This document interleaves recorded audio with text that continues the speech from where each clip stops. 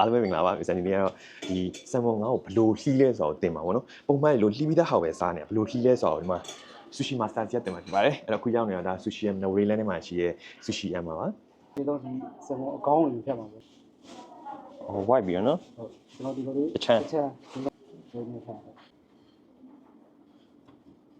ပြချလိုက်ရဒါလေး okay ငါ့ကိုဒီဘက်ကိုချစ်ငါ့ကိုဒါလေးထိရလို့ဒီကဆိုတော့အော်ဒါပါဖြတ်မှာအောက်လေးကိုနည်းနည်းလေးဇက်လေးနဲ့မှားပြီး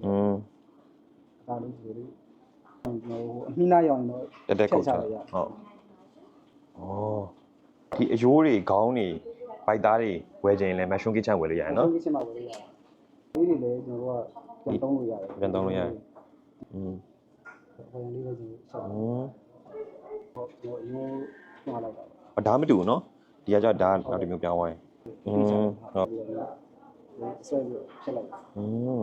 ဝိုက်ပါဒီမြောက်လိုက်ဒါဆိုဘယ်လီ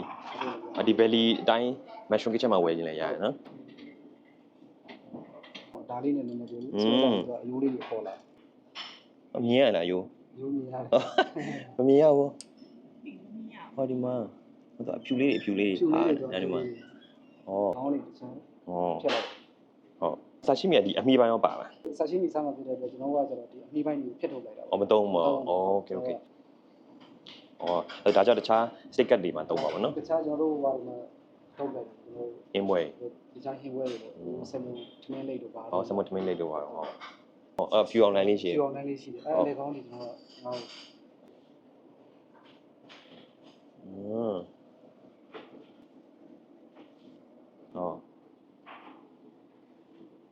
ဟောတချက်ဟုတ်တာပဲဒီမှာချမ်းရှိတယ်အဲ့နောက်ထပ်၄လုံးဒါမျိုး၈လုံးရပါတော့နော်၈လုံးရโอเค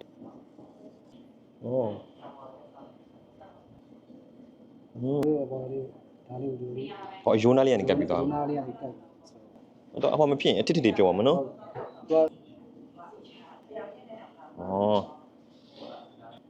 ဘာလို့ဆိုတော့နည်းနည်းလေးပေါ်ရန်လေးပဲစီလေးနည်းပါတယ်မြောင်းနေဟုတ်အားလုံးမနဲ့ချောင်းရှိရောရတယ်ရွှေ့အဲ့ဒါအလဲလောက်ကိုမှန်းလိုက်တာပေါ့နော်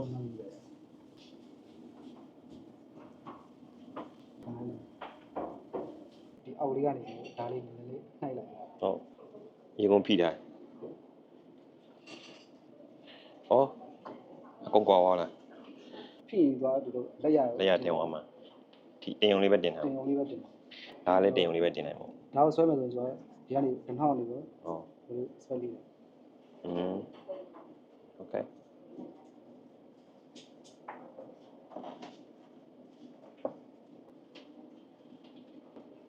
Ocean Trout တော့ဆမ်မွန်ရောက်ဖဖြစ်ပါတယ်ခုနကဆမ်မွန်အစ်စ်ပေါ့နော် Atlantic ဒါလေးကိုတော့မင်းကိုယ်တိုင်လှီးမယ်ဘေးနားမှာ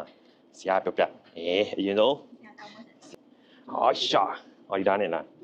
ဆက်လာရမှာဆက်ရမှာရှာဟုတ်ကိုပိုက်ကိုမူတယ်မနော်ဟို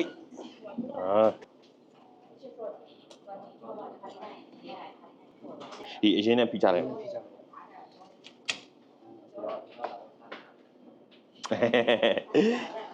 တမရပါဘူးโอเคတပိုင်းအောင်ပါဒီသားနဲ့အဲကြောဆွဲပါတော့မဆောင်ပါနဲ့အတိုင်းလေးပဲဆွဲပါဟုတ်အော်နော်ဖလိုင်းလေးပြောရနော်အော်အတိုင်းပါကုန်အတိုင်းပါကုန်ရောမျိုးအတိုင်းအများပဲဆိုင်တော့အပေါ်ရန်လေးပဲမင်းနော်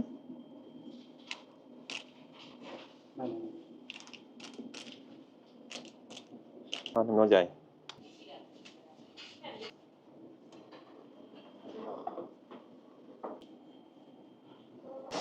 မလွယ်ဘူးစားဦးတာလွယ်တာဆန်ကဟိုလေလှိရတဲ့အလုပ်ကတော်တော်မလွယ်တာ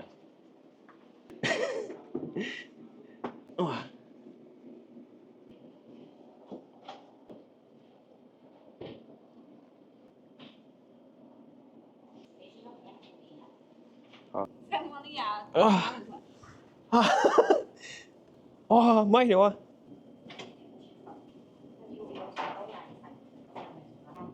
ဟေးစမုံငါလေစားလာလေလွယ်တယ်လို့လေကောင်းတယ်လို့လေလှီးရလေမလွယ်ဘူးပေါ့နော်ကြည့်လို့လားရှက်နဲ့လှီးရတာလွယ်မယ်ထင်တယ်တကယ်တော့ကိုယ်တိုင်ဝင်လုပ်တဲ့အခါမှာမလွယ်ဘူးအဲ့တော့အခု blog လေးကိုကြည့်ပြီးတော့ဟိုစမုံငါဘယ်လိုလဲဆိုတော့တီးသွားကြပြီပေါ့နော်အခုဒီစမုံငါဖြစ်ဖို့ဆိုတာတော့အဲ့လိုမျိုးအခုနော်ဝေးကနေပြီးတော့လာပါတော့ဒီစမုံငါတွေကနော်ဝေးကလာနော်ဝေးကလာတဲ့အခါမှာ तू ကလေမြန်နဲ့လာပါတော့ तू ရဲ့အဲ့ခိုးချင်း तू ကလိုခဲပြီးလာတာမျိုးမဟုတ် तू ကဘေးနားရေခဲနဲ့ပဲထည့်ပြီးအဲ့အကောင်လိုက်ကိုအုပ်ပြီးတော့မှ box ကြီးနဲ့ဘန်ကောက်ကိုပို့ဘန်ကောက်ကနေမှတစင်ချန်ကုန်အဲ့လိုမျိုးလာပါတော့ဆိုတော့ကိုချင်းပြက်လို့မရပြီးတော့ဒီဟာတိန်းနဲ့ဒီ mushroom kitchen မှာဆိုတော့တစ်ပတ်မှာအကောင်150 200လောက်ကခုဆိုရင်300လောက်ဖြစ်နေတယ်အပတ်တိုင်းဟိုအကောင်လိုက်ဒီကိုမှအဲ့လို49နဲ့ပေါ့နော်ခြေလိုက်ထဲမှာထည့်ပြီးတော့မှ तू အဲ့လိုထိန်းထားတာ तू ရဲ့ temperature မကြောက်ပါပြီးဒီထဲမှာဆိုလည်း air conditioning နဲ့အကုန်လုံးပေါ့နော် तू အမှားမခံ तू အဲ့အပြင်မှာ temperature ပူပြီးဆိုတာနဲ့သူ့ရဲ့ဒီငါပြတ်သွားတဲ့အတွက်ကိုယ့်ရဲ့ခန္ဓာကိုယ်မှာအများကြီးအနေရဖြစ်နိုင်ဒါကြောင့်စိတ်ချလက်ချနဲ့ AC စားလို့ရတယ်။ဒါဆိုရင်800 gram 3,800ပေါ့နော်။အဲ့တော့ဆိုင်မှာစားခြင်း sushi and nori မှာစားလို့ရတယ် Junction Square မှာစားလို့ရတယ်။ဒီကနေ့မှကိုကအိမ်မှာမှာပြီးစားနေတယ်ဆိုရှင် Mushroom Kitchen ကနေမှာစားလို့ရတယ်။မန္တလေးမှာဆိုရင်လည်း Mushroom Kitchen ရှိရော